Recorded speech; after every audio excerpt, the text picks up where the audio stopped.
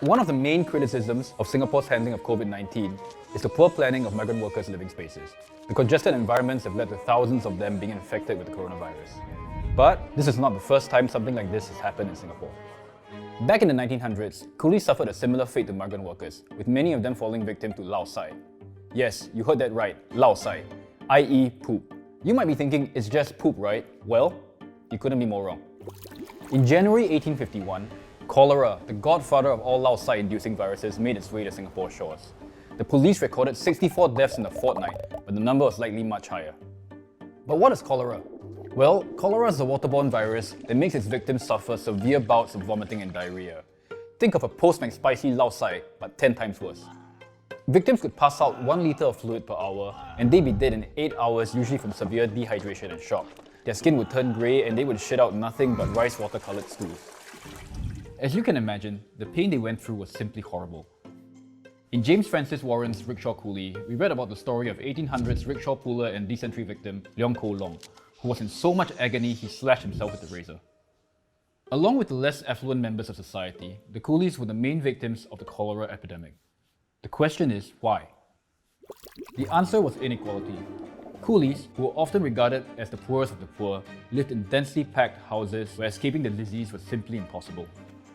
Most of these coolies had to pull rickshaws for tens of kilometers at a time. Once you factor in the tropical heat, you'd understand why they were all desperate for a drink. And they would resort to drinking out of wells, ditches, and streams, the very same water that would kill them. Drinking dirty well water was the norm for the average person.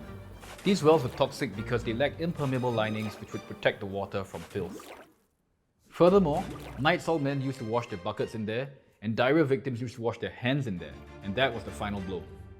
Not surprisingly, in a 1902 municipal health survey, it was found that out of 3,877 wells, 3,265 of them were considered toxic. According to Dr. G. A. Finlayson, a government bacteriologist, these wells were more or less diluted cesspools. Due to a lack of knowledge, people didn't understand how the disease spread, which made it all the more frightening. And that was also why efforts to combat the disease got a little creative. Some coolies, believing that cholera was a demon or a hui, held noisy processions to ward off choleric spirits. The Malay and Chinese communities dressed in masks and armed themselves with spears. They burned incense on ghost ships along Rochor Canal. Firecrackers were set off and monks waved swords to chase away demonic spirits. It's interesting to think about how a disease like that could play such an important role in Singapore's history. Patients in the General Hospital at Kandang Kebau had to be moved because the area was poorly drained and considered a health risk. They were moved to Outram Road, a more spacious site which was closer to town, but more importantly, it was well drained, which was supposed to reduce future cholera outbreaks.